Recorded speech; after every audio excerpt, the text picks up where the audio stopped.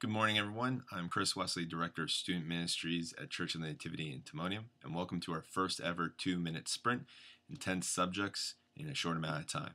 Today's subject is vision. Why vision? Well, without vision, you have no direction. Every ministry, every organization, every person should have vision for their life.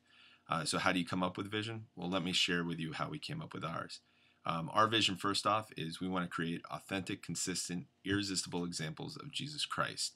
We want authentic teens because we want teens who are true to their faith, know that they don't have to be perfect, that there's going to be holes, that there's going to be failures, but they're real about their faith and they want to boast about God. We want them consistent in their spiritual habits. We don't want them just to pray. We don't want them just to tithe.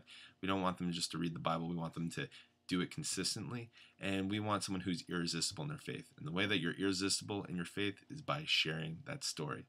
Now, it took us a while to come up with that.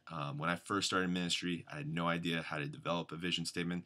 So I looked at other organizations and other ministries. I suggest you do that. See what you like, see the wording, see just the phrasing of how different visions are developed, and use that as a framework for coming up with your own.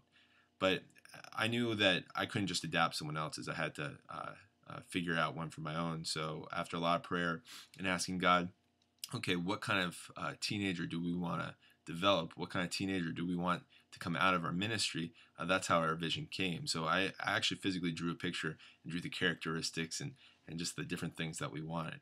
And then and I wrote out long paragraphs, and obviously a long paragraph isn't a good vision statement. You want it clear, concise, and memorable. So I worked with a team to help me narrow it down to something that people would remember, and then we preached it. We preached it to the parents, we preached it to students, we preached it to the staff, we preached it so that everyone knew it.